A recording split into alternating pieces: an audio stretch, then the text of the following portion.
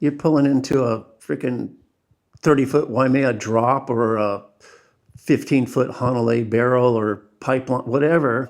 Or another part is just, on a boat trip, discovering new spots on the Mentawais and surfing these places all by yourself that are also pretty freaking good, Like, what do you do after that?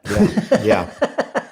I mean, it's not only the physical rush, it's the sights you're seeing, it's the surroundings, it's like the privacy of it. It's all these components, which, I mean, you can't go bowling after that and be happy.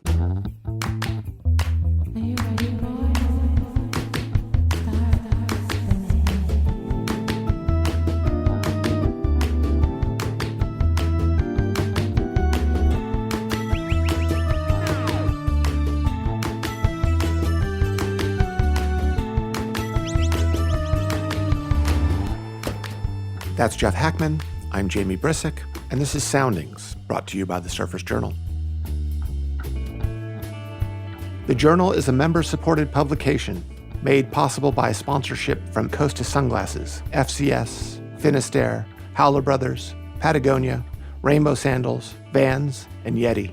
More like a book than a magazine, the Journal delivers 136 pages of independent storytelling every 8 weeks, covering the people, culture, travel, and art of surfing. To learn more and to subscribe, please visit surfersjournal.com. This episode of Soundings is presented by Costa Sunglasses. If you're anything like me and you spend lots of time around the water, then you know just how important it is to have a good pair of shades. And since 1983, when a group of intrepid outdoorsmen set out to make sunglasses that could stand up to the harsh environments they regularly encountered, Costa remains the choice in eyewear among those committed to life on the water. So whether you're diving in, climbing a board, suiting up, sliding one, leaning back, or all the above, head to costadelmar.com to grab your pair and to see what's out there. Born in California in 1948, Jeff Hakman's father introduced him to surfing at age 8. 4 years later, the family moved to Oahu, and the year after that, at the tender age of 13, Jeff surfed Waimea Bay for the first time. In 1965, he was invited to the inaugural Duke Kahanamoku Invitational, held at Sunset Beach. Jeff was 17. He won. In the ensuing years, on his Dick Brewer-shaped boards, Jeff transitioned seamlessly from longboards to shortboards and went on a winning streak. He won the Duke again in 70 and 71. He won the first Pipe Masters in 71, won the Hang 10 Pro and Gunston 500 in 72, and the Hang 10 again in 73. Bookending his stellar competitive run, he won the Bells Beach event in 1976. These were the early days of pro surfing. These were also the days of drug smuggling, or scams as surfers from that era often refer to it. Jeff partook, and he speaks about it openly, both in our conversation and in his excellent biography, Mr. Sunset, The Jeff Hakman Story, written by Phil Jarrett. Quote, at 21, he was the most successful professional surfer the world had ever seen, and at 30, he was one of the surf industry's first millionaires, goes the book's jacket copy. The millionaire part, after winning that Bells event in 1976, Jeff sat down with the owners of a fledgling Aussie brand called Quicksilver and convinced them to make him the U.S. licensee. Jeff's story is a big one. His success with Quicksilver turned out to be bittersweet, or rather, he learned a lot about himself, which we get into in our chat. About a decade ago, I was hired to write a treatment about his life. In the southwest of France where he lives, we enjoyed long, languorous meals involving lots of red meat and red wine, and I scribbled rapturously as Jeff downloaded his epic tales.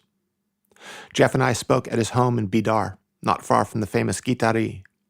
In one corner of the dining room was a Duke Invitational poster.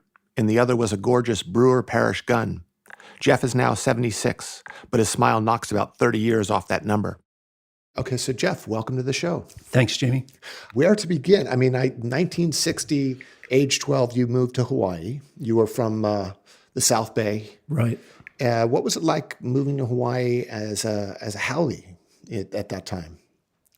The first time I went to Hawaii, it was when it was in 1958, and I went with a friend of ours was a nutrition expert. Her name was Adele Davis, and she was sending her son George to Hawaii, and he was allowed to take a little friend, So I had just started surfing in Torrance Beach and Palos Verdes Cove and Redondo, and he asked me if I wanted to go to Hawaii.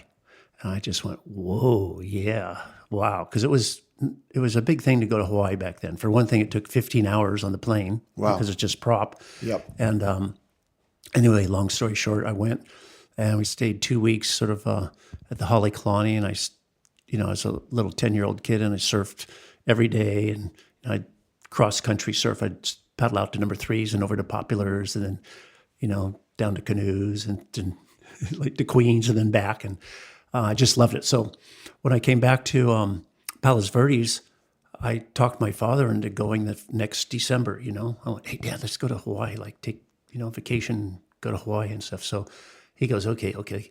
So it was just him and I, and my mother and my sisters stayed in Palos Verdes. So we came into Honolulu Airport, and I'm going, okay, Dad, here's the drill. We stay at the Holly Colony, we surf number threes, and we do this and that. And he's going, no. We're going, it's December. We're going to Makaha, I'm going, Makaha, what? Yeah. No idea, So we just went to Makaha, and the first day we got there, we were just camping, like sleeping bags. So we're on the beach at Makaha, and, and like about 10 o'clock at night, this big Hawaiian guy comes over and he starts sort of kicking us, kicking the sleeping bags. And he's going, hey, howdy, try move. Howdy, try move. And it was Buffalo, Kealana, Wow. So, Try move is so good. He goes, the tide's coming up, the surf's coming up, you're going to wash away, So we became friends with Buffalo, and he'd, we'd be out in the lineup, and he'd go, hey, Jeff, because I was so little, like sort of, I never had any conflicts with any Hawaiian people at all. I was sort of like, on the contrary, they're sort of, probably felt sorry for me, little Howley kid, So they'd sort of take me under their wing and show me what to do and where to sit and, where to paddle and all that stuff. So anyway, we went back to Palos Verdes, and then my father was so stoked because he was a diver and a surfer and built boats and just loved the ocean. So we moved to Hawaii with the whole family. Mm-hmm. And we lived at Makaha Point. Wow. Which was Palos Verdes, Makaha Point. You sort of can't get too much difference. Yeah. It was pretty extreme, but I think that was about 1961, 60 or 61. And I was just surfing, and surfing before school, surfing after school, sometimes surfing during school. And it was fantastic. And later on, going to Punahou, about 3 years later, 2 years later, people are going like, you're going to school out at Makaha? I was going to Waianae Intermediate, which is a real rough section, probably the roughest section of the whole island, Yep. And they're going, whoa, what was that like, And I had never had any problem, like everyone was so nice. And so anyway, to answer your question, sorry, I went through so much to answer your question, great. but my first sort of permanent contact in Hawaii was really, really pleasant. And for sure, the surf and the ocean was fantastic, and everybody was super nice, and I never really had any problems at all. It's great. You'd already been surfing in California, but when you got to Hawaii, did it really just sort of explode? And obviously, like the waves being better, the water being warmer, et cetera. Yeah, obviously. And great influences on my Buffalo. local spot in Torrance Beach was Rat Beach. I don't know if you know where that is. I do. I've surfed there. Yeah. So you go from Rat Beach to Makaha. But at this time, it was the North Shore was still pretty kind of wild and woolly. It wasn't like everybody was going to Makaha. It was like, guys were surfing in town in summertime, and especially all the guys from the Outrigger Canoe Club, like Freddie Hemmings and Paul Strow and all the crew. It was like just surf at Ala Moana and the South Shore in summer, and then the Makaha West Shore in winter. And once in a while, guys would venture to the North Shore, but it was nothing like it is today. Well, it is not even close, obviously, but it wasn't a destination back then. It was really different, It was like, I remember the first time some local guys at Makaha grabbed me and said, hey, Jeff, we're going to go over to Surf Haleiwa. Do you want to go? And I just went, wow, like, that's a big move, the North Shore, and so, yeah, it was like, there definitely was no people, the North Shore back then. The late 50s and 60, 61, it was pretty untapped. Yep. And you found your way to Waimea Bay at age 13, as I understand it. Yeah. What happened, quite honestly, is my father he really loved diving, and he was a surfer, but he really liked diving. So he ended up diving with guys like Ricky Grigg and Jose Angel and Buzzy Trent and Peter Cole and these people on the North Shore who were sort of like the California transplant locals on the North Shore, and then that was more like in summertime, and then in wintertime, he'd be surfing with these guys, and he'd sort of drag me along, he'd drag me into the group, and then like Peter Cole and Buzzy and Ricky and stuff, they'd just show me where to sit and what to do and everything. So I had I sort of started at Sunset, but I just had a little board that I actually had made for myself, and it was 7'4" and kind of like a longboard scaled down for a little 4'7", 75-pound kid, and I could surf pretty good, but as far as all the water moving around and to have the strength and the size to drop in and get going with the water and everything, I was not very well equipped, So I had some pretty bad wipeouts and stuff. And then Dick Brewer, who is out there a lot at that time also, he sort of felt sorry for me, and he just goes, "Hey, let me make you a board," So I went, "Oh, sure, great." So he made me a 9-1 gun that was proportioned down from all these boards that Buzzy Trent, Peter Cole, and the boys were riding, which were like kind of 10-8, 10-10. And this was mid-'60s maybe? Early 60s? No, very early, like 62. Okay. So he made me this gun that was 9-1. There was 9-1, 18 3/4, and about 3 1/8 thick, which was a small gun for back then. And this opened doors for me because it was so easy to get into the waves and because I was light and, dropped down before it got too critical. I started to feel very comfortable at surfing Sunset with the boys, Yep, and then just one thing led to another, and a year or two later, like Waimea was breaking pretty good size, 20, 25-foot Waimea, and my father sort of talked me out into going out there, Being so young and being a small kid at that time, I mean, would the locals sort of look at you going, "Wow, this kid's got cojones." Yeah, I was going to say cojones, but yeah. Yeah, what was great is for one thing, I didn't get into any conflicts really because I was so undersized. I mean, no freaking big Hawaiian guy is going to whack me, I'm Yeah. too little. So just on the contrary, it's sort of like I just made friends with everybody, and then consequently everyone helped me. Yeah. They go, "Hey Jeff," it's like, "Wow, that was a good drop." "Hey, sit over here." Yeah. Like, "Wow, that's great." So everyone sort of. I had a group of people that were supporting me. Yep. and watching out over me a bit, in case I got in too bad of a position. So that was all very, very positive and really helped me feel comfortable in bigger waves at a young age. Yep. So you're comfortable in big waves. You're gaining momentum. You're an early teenager, and then at age 17, you win the Duke. Well, I remember because we used to have these carpools going in from the North Shore, driving into Punahou to go to school, and Fred Van Dyke was one of the guys we'd carpool with, and this one time going into Punahou, he goes, "Hey Jeff, would you ever be? We're thinking about having this contest, and it's going to be an invitational contest at Sunset.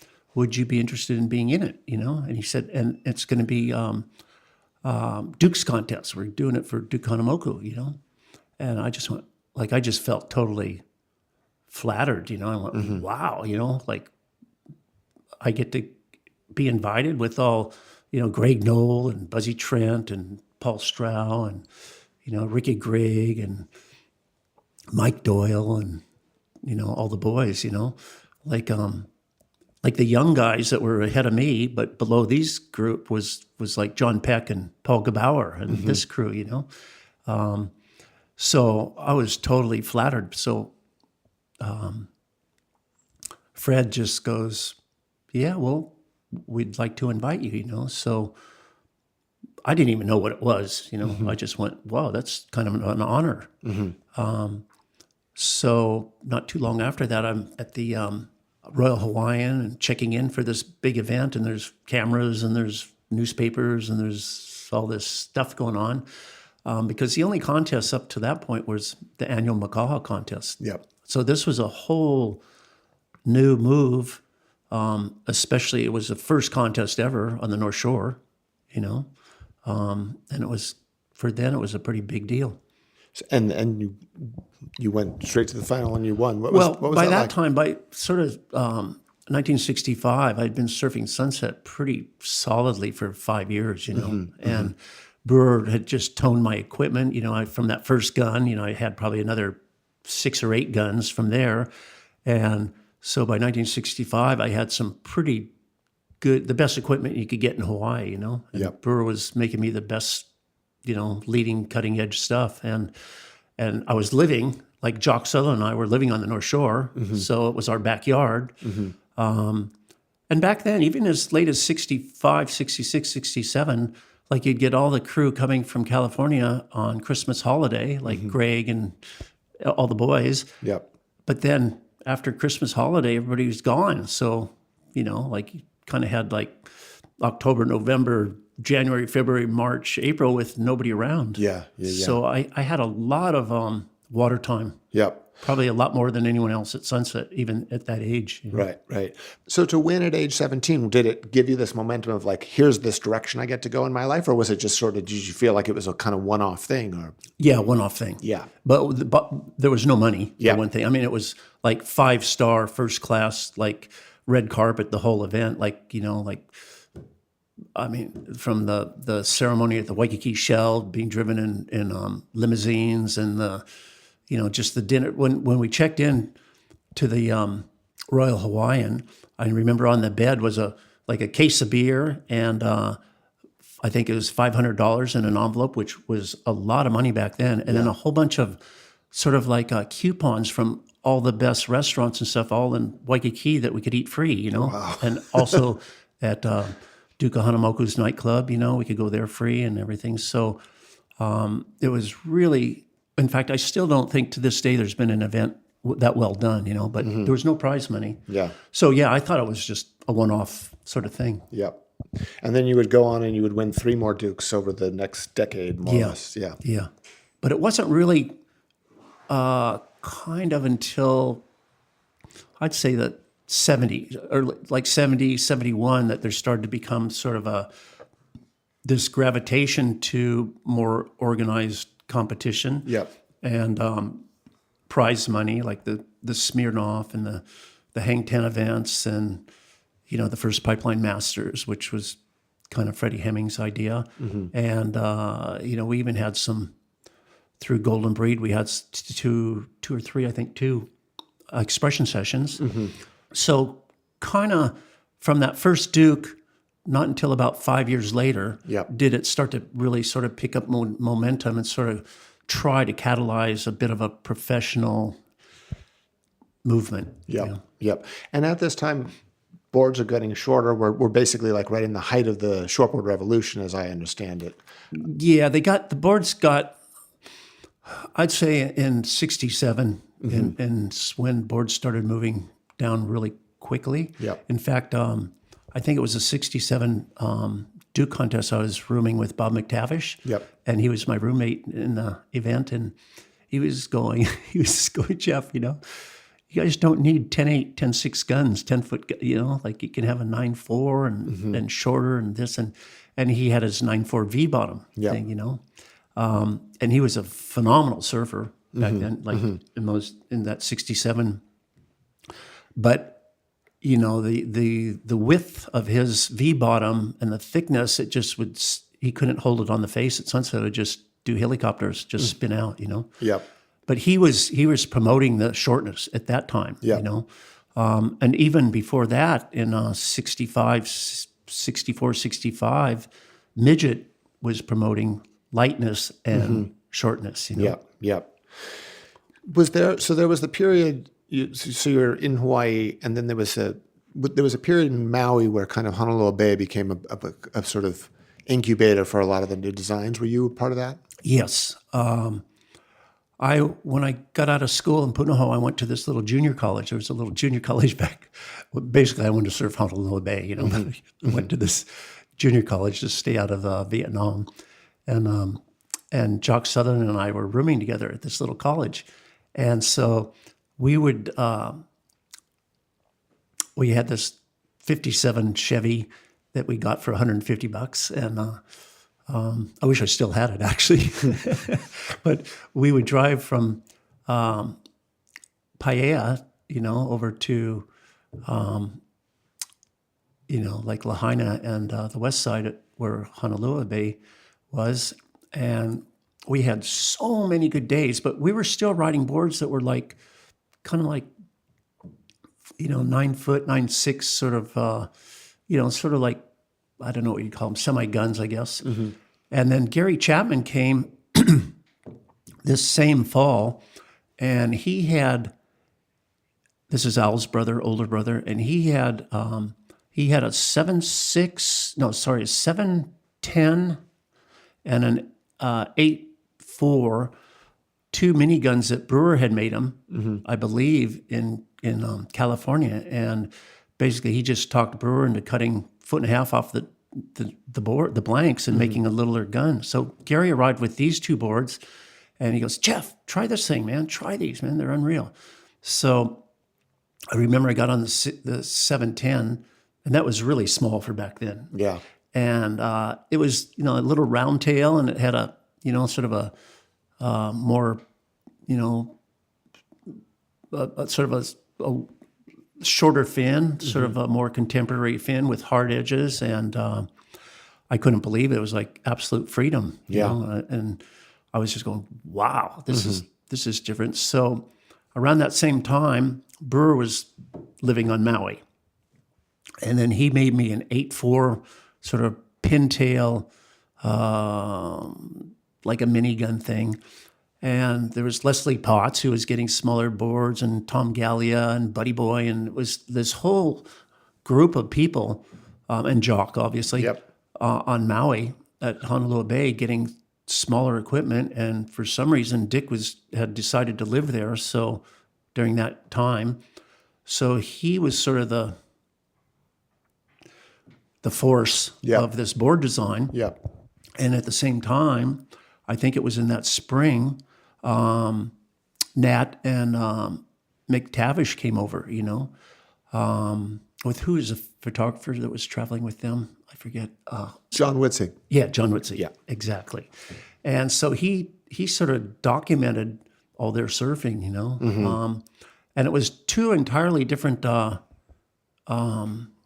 of directions. It was like we were riding these boards that were narrow tails, mm-hmm. kind of little pocket rockets at yep. Honolulu Bay. Yep. And the Australians were riding sort of more wider-tailed V-bottoms, you know. I mean, everyone was surfing really well, but in my mind, that was sort of the development of the shortboard revolution. It all came together on Maui. Yeah. Were you aware that you were kind of breaking into this entirely new territory in surfboard design? Yes. Yeah. It must have been incredibly exciting. It was great to be a part of, and it was like nobody knew anything. Mm-hmm. There wasn't one leader going, "Hey, this is the way you do it, guys." Yes. Everybody was just trying their own dance to the beat of their own drum, Yep. Was there any sessions, or were there any particular waves or even particular moves where you felt like I'm sort of doing maneuvers that in the past have never ever been done? Yeah, for sure. What was that like? It was like really inspiring, and the thought of no boundaries was, wow, really intriguing. Yep. I remember the first sort of moves I felt that we definitely weren't doing on more conventional equipment before was, coming up into the lip as the lip's pitching and almost riding, like not quite upside down, but you know what I mean? Like defying gravity. Like you're pasted up on the pitching tube for a while and then releasing at the last minute. And I remember trying I was going, wow, if you can do that, maybe you can go all the way around. So you could actually, because the boards there was no drag. I mean, compared to what we were riding before, absolutely no drag. Yep. And the speed was much faster. Yep. And so I remember trying, like when the wave was pitching, I remember going up sort of under the lip and trying to kind of become part of the tube and then flip down at the last minute, Wow.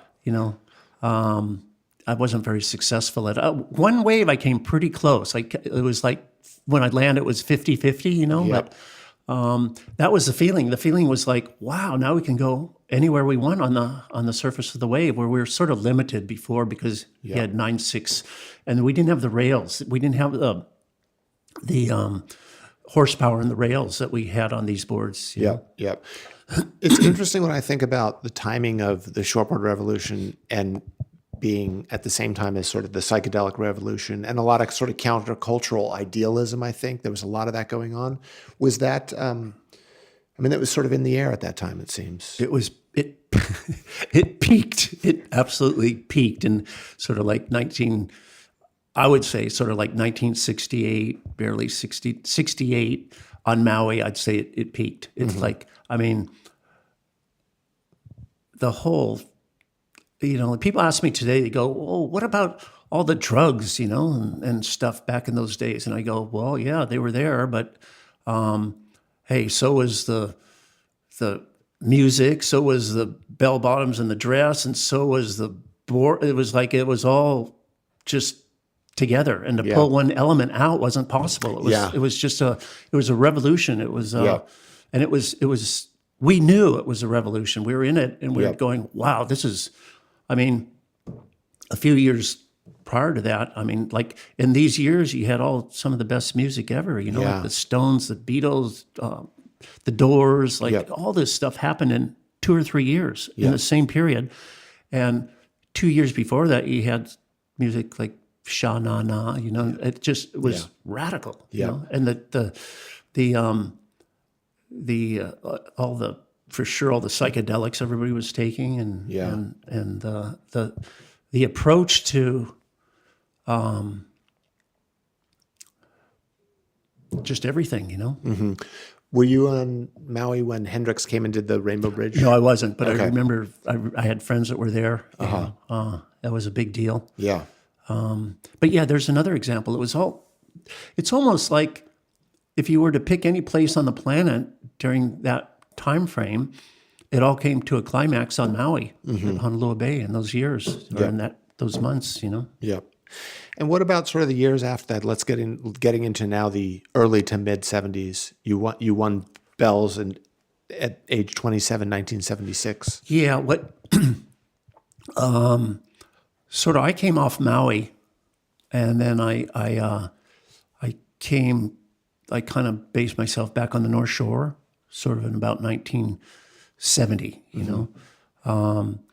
and this is when I was saying earlier, this is when this whole movement of this trying to be professional surfing somehow just was focused more on competition, and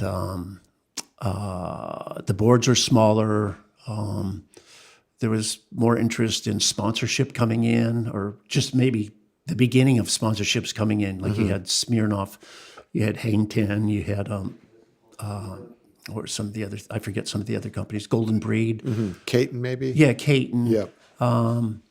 You had these companies wanting to identify with surfing, and wanting to be part of it and promote it and everything. So, yeah, I'd say sort of from 70 to 76, obviously, is when the first format sort of got organized, but I'd say from 70 to 76 was the formation of professional surfing. Yeah.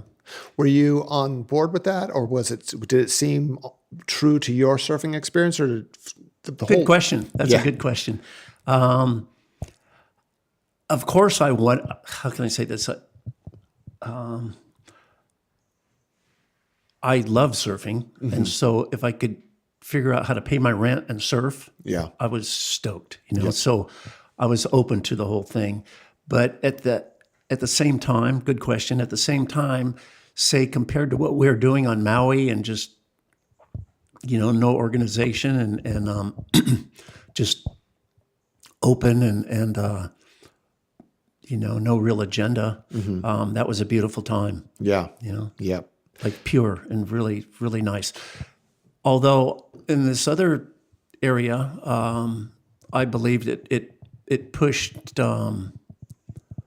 surfing. How can I say this? It pushed the gymnastics of surfing further. Yeah, that's a good way of putting it. Yeah. There's all that side. I think it is such an interesting kind of Faustian bargain, as they say, right? It was like you sort of give up this one thing and get this other. Yeah. Thinking about having been through all of that and then being at Quicksilver from the early days of Quicksilver in the USA and watching it all grow and kind of explode as it has to what it is today. What's your take on it? Do you watch pro surfing? Are you interested in it? I was.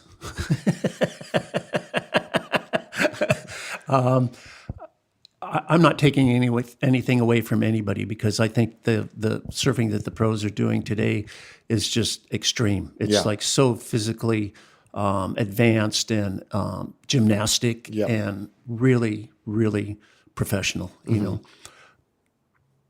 At the same time, I think there's a little bit of I'll just go back to like those sort of early 70s and stuff, like I could look out at sunset. I just see a line a guy's doing. I go, oh, that's BK, or I could look out and see a line and go, oh, that's Larry Bertelman. Like everybody had their own personality, and the equipment was different. It wasn't. I mean, everybody had their own approach. Yeah, I guess that's it. So, I guess what I'm trying to say is,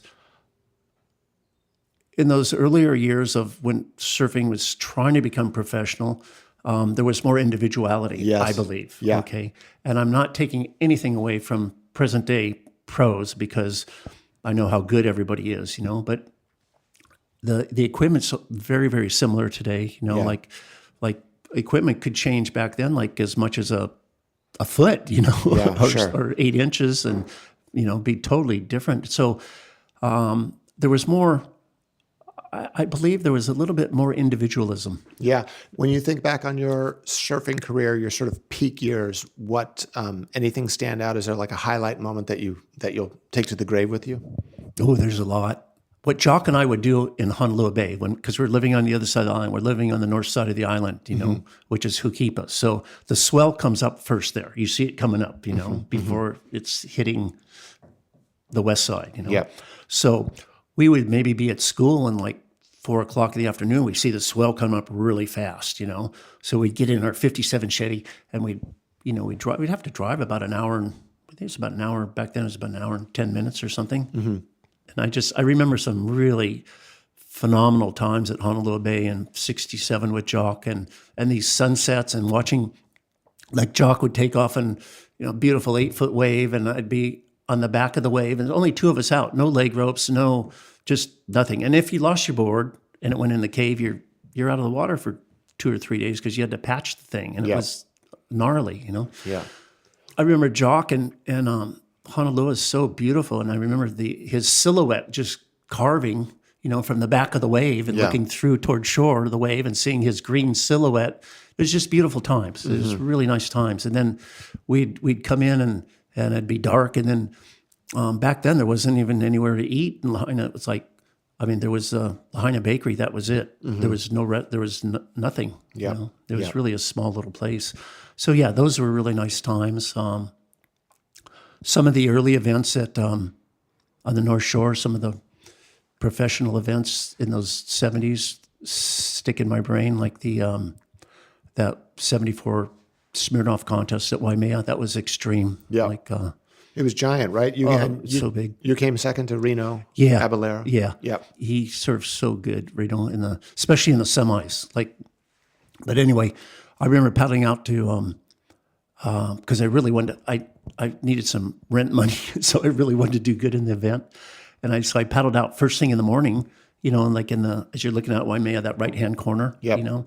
And I didn't realize how big it was. I somehow got out, and I'm out there, and I'm thinking, oh, yeah, it's really good 25, 30-foot Waimea, And I mean, this one set came that was like still the biggest water I've ever been in my life. It was like, it was so much bigger than 30 feet, It was like just huge. I was just paddling out to sea, going over these walls and then looking in, and the whole bay was white. There was no channel at all. Just not even like a crumbly white, like tubey white. Yeah. Like the whole bay is just closed. And I'm just going, holy shit, man. And then I'd wait for it to subside, and then I'd paddle more back into the lineup and, catch a 25 or 30 footer, Wow. But it was so big. And so they didn't want to run the contest. In Hemmings, nobody wanted to go out. Everybody's going, oh, it's too big, Yep. And then it went down probably about 10 feet, from 6 o'clock in the morning to sort of 10 o'clock. And then they decided to run it, But yeah, what a beautiful day. I think it was 22 foot, 20 seconds or something. It was just the water was so straight and so clean and so perfect, and the wind was perfect. It was just, the ocean doesn't get like that big and strong and clean that often, maybe once 10 years or something. Yeah. So it was fantastic. It was a fantastic event. And Reno surfed so good in the semis. I mean, like, because they'd have one semi and then we're the other semi waiting in the channel, So I was watching, and I saw Reno take off on this wave, and I mean, I was just going, no way. And he just freaking dropped, and his board left his feet. He dropped, he fell on his board, kind of recoiled and set the inside rail and made the drop. And I went, wow, that was spectacular. That was really lucky. And then he did another one. He took off on another one about 2 waves later, and he did the same. He just dropped out of the air and regained it, inside rail, came in there, went down around it and made the section. And I just went, that's not luck. Yeah. I went, wow, So Reno surfed really, really good in the semis. Wow. In the finals, Yeah. I thought it was much closer, But Reno surfed very well. Wow. Nice. You mentioned earlier needing rent money. Can we talk smuggling stuff? Yeah, I don't care. Today it's so harsh, Yeah. But it's like it's hard to explain, But it's like it was part of the culture back there. I'm not talking about hard drugs, but I'm talking about like hashish and Thai sticks and stuff like that. It was part of the culture. It was like people were doing it to subsidize their surf adventures. Yep. It's like. I'm not saying it was accepted by the mainstream, but it certainly was broadly accepted much more than today. They'd be at Jeffreys Bay and they go, well, if I take a couple kilos of Durban poison through London, I can go surf the North Shore this winter, and stuff like that. It was just, that's what was being done, Yeah. I got involved with a friend of mine in 1969, and we went to Thailand, and we had no idea what we were doing, we just basically bought 100 kilos of Thai weed and put it in speakers and boxes and sent it back to Hawaii, I mean, it's really stupid stuff, And most of it made it, except for 70 pounds. And the only reason 70 pounds didn't make it was sent from this Utapao Air Force Base in Thailand. And it had to go, to get to Hawaii, it had to go through San Francisco first, and sort of like a holding bay. And then from San Francisco, they'd send it to Hawaii. And the speakers we used were apparently, to send the stuff through the Air Force, you couldn't have more than, I think it was 100 inches, like height width and stuff. And for some reason, our speakers were 110 or something. So they decided to open them. And then they found all this freaking Thai weed in there. So they wrapped them all back up and sent them on to Hawaii. And me and a friend of mine picked them up. And it was not a good experience. We were driving out the back way. We picked them up in Haleiwa. We thought, oh, let's go the back way through Laea and stuff, Kahuku, Yep. And we're going into town because we had a place to put them in town. And, we're coming around, sort of around Kahuku, and these three sort of cars just passed us and blocked us, and like guys are on outside the doors with guns and everything. We're just two little 19-year-old surf kids, Our or nowhere 20. I think we just turned 20, And yeah, so we got hauled away to Honolulu jail and had to spend the night in jail, and we're threatened, and the guys were beating us up a bit and stuff. And then and we're in the front page of the Honolulu Advertiser, the paper, just like, And it was like it showed the cops with the speakers of pot, and I think the caption read something like 2 Sunset Beach men held in pot sale, Oh, wow. So I had to get lawyers and stuff, and it was a pretty intense year I had, Yep. And I had this lawyer, Brooke Hart, who was a public defender, but he was just turning private practice. So I got him as a public defender, but then shortly after that he became a private, and he was like really, really a good lawyer. And fortunately for us, somehow the thing didn't go federal. It just stayed state, So what happened in a nutshell is after a year, the thing got tossed out of court because of between the time the speakers landed in San Francisco and between the time they shipped them on to Hawaii, they kept them more than 48 hours. Okay. So it was against our constitutional rights. So that kicked the whole thing out of court. But if it wouldn't have kicked it out, I would have probably not have been surfing too much after that. Jeez. Wow.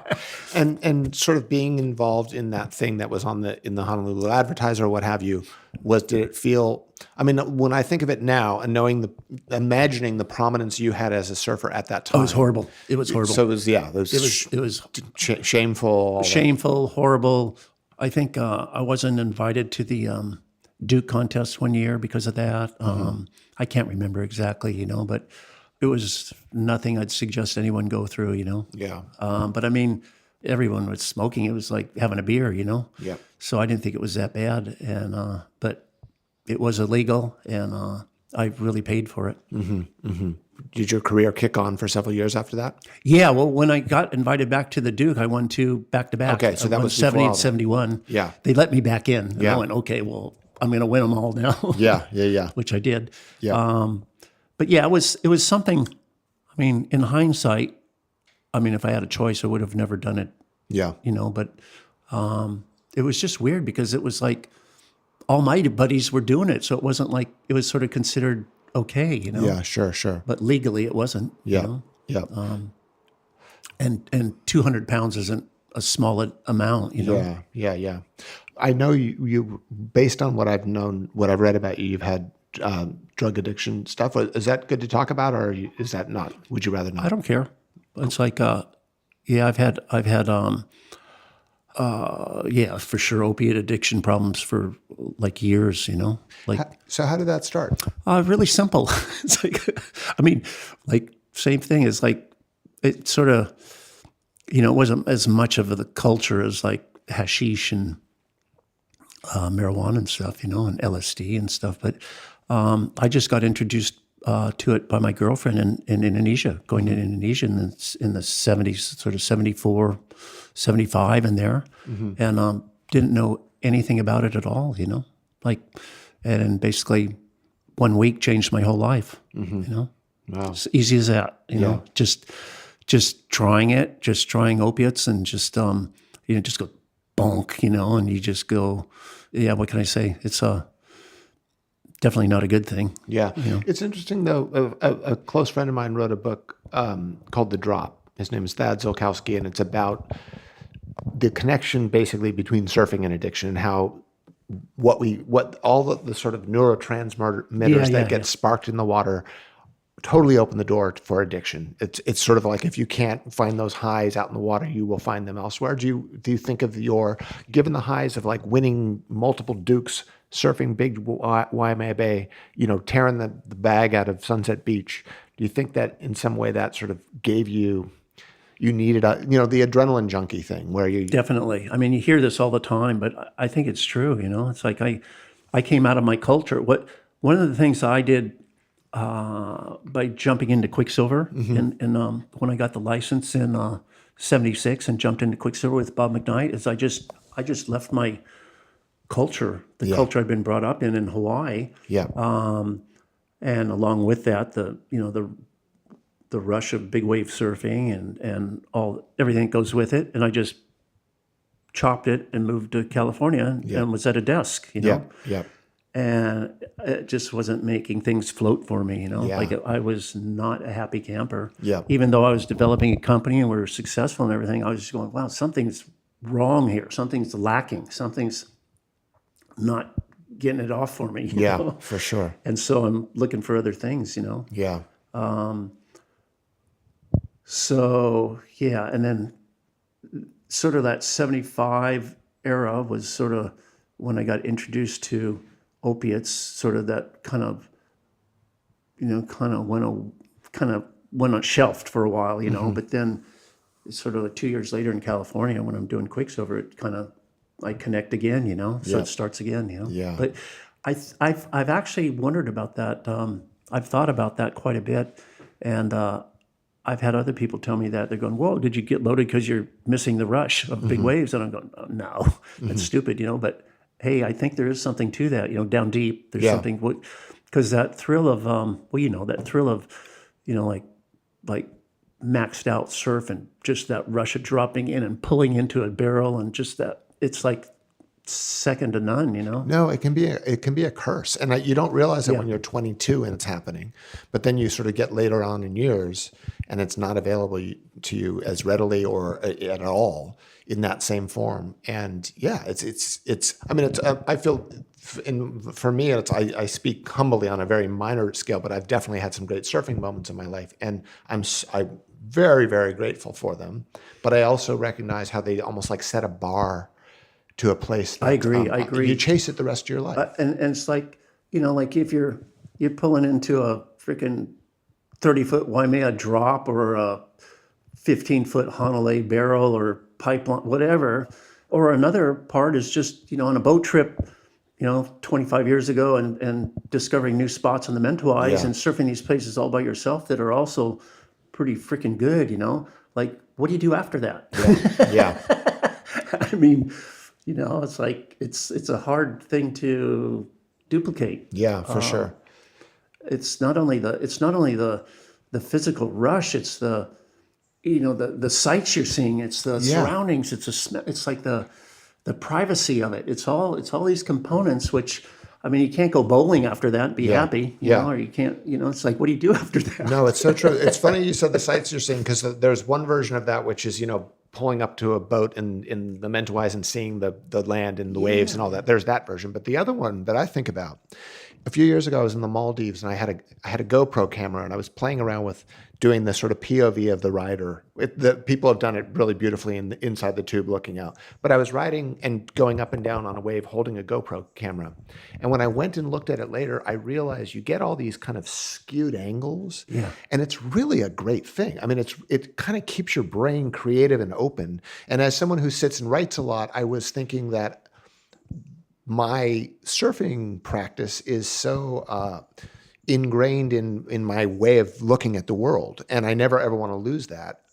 So yeah, there's some, and so sort of like riding down a 30-foot face at Waimea, it does something to you. It opens things, You can't. It's hard to return. Yeah.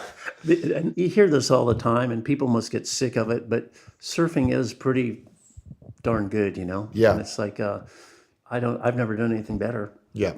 Done a lot of things, but surfing's the best. Yeah. Well, your years with Quicksilver and watching the company grow, watching the industry grow, watching surfing expand, being here in Europe and watching surfing expand over here, did that reward you in any way that's comparable? Yeah, for sure. There was the challenges, the challenge side of it. Like when we started in America, it was pretty difficult because we had no money. Bob and I were driving around in his Volkswagen van and delivering trunks like, donuts, throwing them on the floor and going, which ones do you want? And then getting a check and hopefully being able to buy more material. But it kind of got up and going pretty fast. Here in Europe, it was really challenging. It was like we moved over here and, couldn't speak the language. The first winter we were here, which was 84, was 84, 85. It was snowing. Like the beaches all had snow on them, and we had no money. and the shipping problems with the different languages, the different currencies before it was EEC, just immense challenges, And then we tried to fabricate and construct our garments in France. That was totally a mistake because it's way too expensive. So I guess I could say the feeling of the challenges and overcoming the challenges was really felt worthwhile. Yeah. Yeah. Going from nothing to, I think we're doing $1 billion at one point in Europe, Yeah. was satisfying. Yes, yeah. It's the stuff of lore among the Quicksilver tribe, but there's the great story of, I think you and maybe Bob McKnight were in Australia having dinner with Alan Green, and you wanted to get the licensee, and there was the doily. That was a 76 bells contest that I won. Yep. I went down to Australia because Quicksilver was sort of coming onto the North Shore in 75 and 76 in little trickles. Like I brought some back from 75. People loved them. Jerry's and Shipley shop was Lightning Bolt was importing them and selling them as fast as they could get them. So I went down with the thought of down to Australia, down to Torquay, talking with Alan Green and John Law with the thought of trying to get the license for America. And, I said, hey, Alan, what about the license? Would you ever consider giving me the license for America? And it was kind of like, he kind of just frowned and sort of was kind of thinking about it, but not saying anything very positive. And then I won the Bells contest, and then there was a later deal. Bob wasn't there. It was just, I had just met Bob actually, and he was staying at my house in Hawaii. And I said, Bob, I'm going down to Bells contest, and I'm going to ask for the rights for this company called Quicksilver, and if I get it, do you want to be a partner? And Bob went, yeah, but he wasn't really sure what it was, So I went down to Bells and sort of hanging out with Alan a lot and Brian Singer, but mostly with Alan. And we're at this sort of one of those restaurant bar things, along the Esplanade there. And, we're having bottles of wine and talking and blah, blah, blah, blah, blah. And I think it was John Law, Ellen, and myself. And I'm not sure if there was a fourth person there. There may have been, but I don't know who it was. Anyway, I said, so Alan, what do you think? I'm serious. I want the license for Quicksilver. Would you consider it, And Alan looks at me. You can see there's this sort of torment and his eyebrows are wrinkled and stuff. And he's got his cigarette and he's going, Jeff, I don't know if you have the commitment to do it. It's not just surfing, it's like a long-term deal and everything. And I said, I have the commitment. And he's going, I said, how can I prove it to you? And he goes, tell you what, if you eat this whole doily on the table, this whole paper doily on the table, I'll give you the license, He was just testing, he was just being ridiculous, testing me. But I started ripping up the paper and, and eating the freaking tablecloth, And so I ate the whole thing. he's got his cigarette and he's looking at me kind of half disgusted, half in wonder, half in awe. I don't know, but it was a mixed emotions. And then he finally just sort of said, all right, fuck, you got the license, So great. I love the idea that the surf industry was founded on stories like these, Yeah. It's really there was no we didn't even have a contract, Yeah. It was like, and so I'm all stoked after this. So, and I had been spending time at the factory, which was just sort of a barn, like it's just like really in the country. And so before I'm going back to Hawaii, I'm going like, so, okay, Alan, what do I get? And what do we do? And he's got these 5 little paper patterns with a hole in them and a shoestring off of a tennis shoe, going through them. And he hands me the string and he goes, here you go. Good luck. He goes, I want 5% of the company and 7% royalties. Good luck. And I go, wow. Is that all I get? I don't sort of get any education or any, that's it? He goes, that's it. Wow. Amazing. Very simple. But then Bob had just graduated from USC and he had business savvy and what have you. Or Yeah, Bob was staying at my house and Then I came back to the North Shore, and I said, "Yeah, Bob, I got the license. Okay, we're partners." And it was just a handshake, and that's it. And then I moved to California, and Bob was going back to California, and then we had no finance, we had no money, so everything was really pretty shoestring. We rented a little Quonset hut, or a little, Quonset hut. I think it was on 17th Street or somewhere in the back of just sort of Costa Mesa, just on the border of Newport and Costa Mesa. And we had trouble. Our biggest problem was trying to get a contractor to make the shorts correctly. Nobody wanted to do them or could do them or whatever. And there was a company in Encinitas called Summer Girl by Sandy back then. This is 76, and we tried to have her manufacture the shorts for us and stuff, and it didn't work. And then there was a guy, John Bernards, that had this company called Offshore. Okay. And I called him up because I think we went 1 year where we couldn't manufacture. So I called him up and I said, "Hey, John, couldn't you help us out, could you?" And he goes, "What, Jeff?" And I go, "Hey, we're looking for somebody I know you're getting shorts made, like somebody that's good at, contracting to make shorts for us, Quicksilver shorts." And he goes, "Okay." He goes, "Jeff, I'll tell you what I'll do. I'm getting shorts made by this girl, Sunanta, Thai girl in Costa Mesa, and she's very, very good.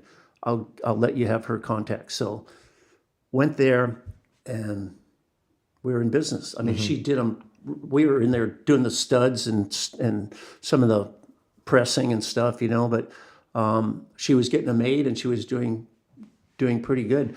The biggest problem we had at this point was the fabric, buying the fabric, because we couldn't do the indent orders, and order our own colorways and everything. We had to go to jobbers in LA and get whatever they had. And the first batch we had was like a mustard, a bisque, and a brown, and a yellow or something, like colors nobody freaking wanted, like these horrible earth tone colors. That's all we could get. So we started making shorts, and like, hey, fortunately they were selling. And then we had a guy on the Gulf Coast that wanted to be our rep, because we wanted to sell some shorts in Texas and that area, in Gulf Coast and Florida and stuff. And he's going, "Yeah, I want to be your rep, but I have a question, like your color choices, like what's with that?" And Bob and I, we just were trying to survive. We're just going, "Hey, earth tones, man, that's what's happening. Earth tones. These are the earth tones that are happening," And he just, "Oh, okay, good," Wow. So, but it was all just, and then we got better, and just like everything, you learn. Yeah. You just get better and better. What an amazing thing, though. But thinking about it, because I know so much of the sort of surf industry was founded upon the idea of like surfers trying to keep surfing, right? And then sort of not go work at a bank, but do something that was maybe closer to the water. Well, I had a really good friend of mine, and somebody I really respected was Duke Boyd, who started Hang Ten. Yep. He was sort of like my mentor, like I really respected him, and I actually he got me a little Golden Breed contract, and I also had a job in Hawaii for a while as a rep with Hang Ten Slacks and Jeans. So I knew the business a little bit, Okay. So because of Duke, I went, "Ooh, I want to do what he did, Yeah. I want to have a surfing clothing brand, So when I saw Quicksilver, I went, "Ooh, this is it." Yeah, sure. So I jumped on it, and fortunately, it worked. Are you still involved today? With Quicksilver? Yeah. No. Okay.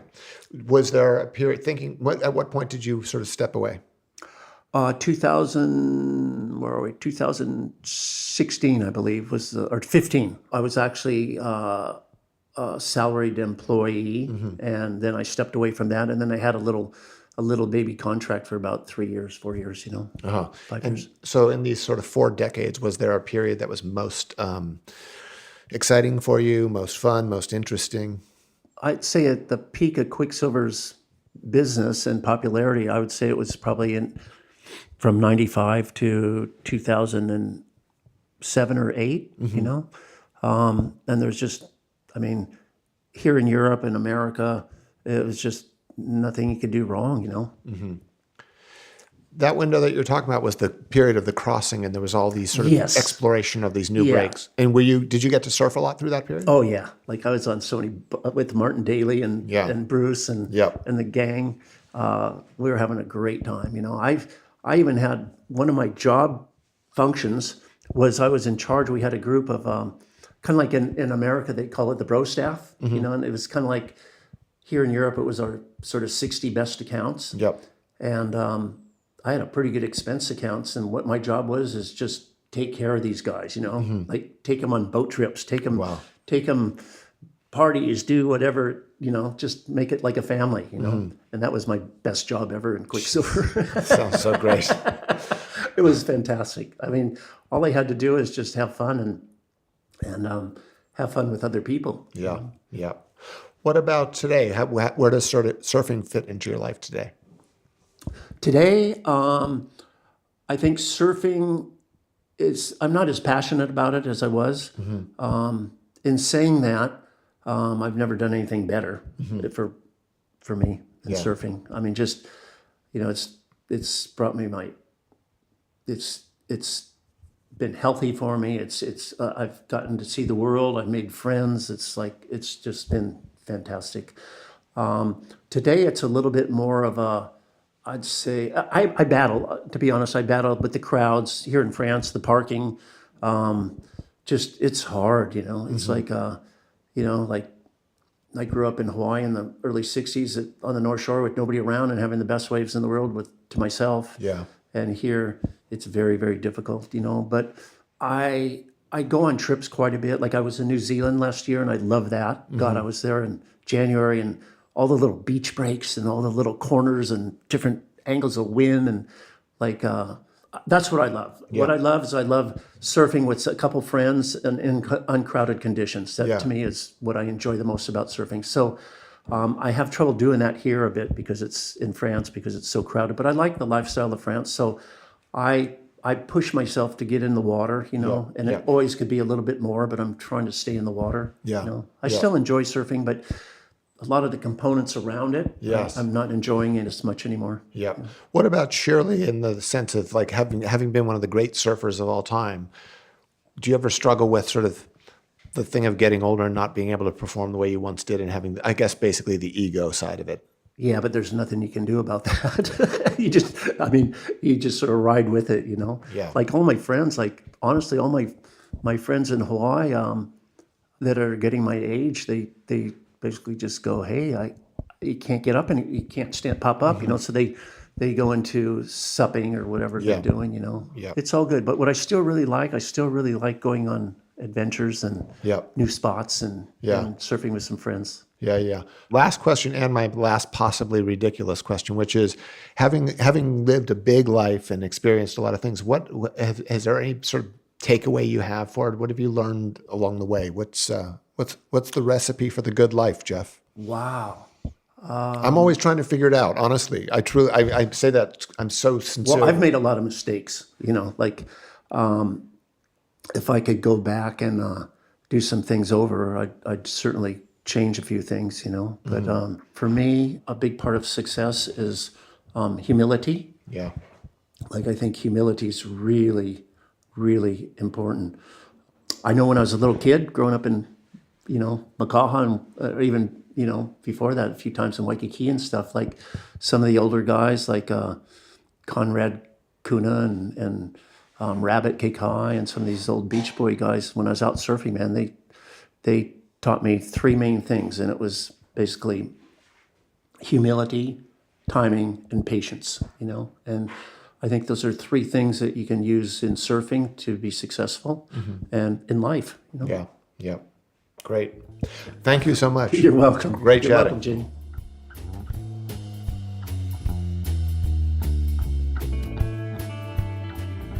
Soundings is brought to you by the Surfer's Journal and is produced by me, Jamie Brisick, and Jonathan Shifflett. You can find it on Apple Podcasts, Spotify, and YouTube. Our theme song is Give Me a Wave by Oscar Matsumiya and Paz Lenchantin. The Surfer's Journal is a reader-supported publication made possible by sponsorship from Costa Sunglasses, FCS, Finisterre, Howler Brothers, Patagonia, Rainbow Sandals, Vans, and Yeti. The journal is published bi-monthly. If you haven't done so yet, I encourage you to visit surfersjournal.com and subscribe. This episode of Soundings is presented by Costa Sunglasses, the badge of the explorer. For over 40 years and counting, Costa has remained steadfast in their dedication to not only crafting the most durable, functional, and long-lasting eyewear, but in protecting our waterways and natural resources. Whether you're on the back deck scanning for yellowtail, eyeing a set swinging wide at an empty point, camped out on a bluff at the end of a rotted two-track, or anywhere and everywhere in between, Costas are built to help you see what's out there. Head over to costadelmar.com today to find just the right pair for you, no matter where the water takes you. Thank you for listening to Soundings, and until next time.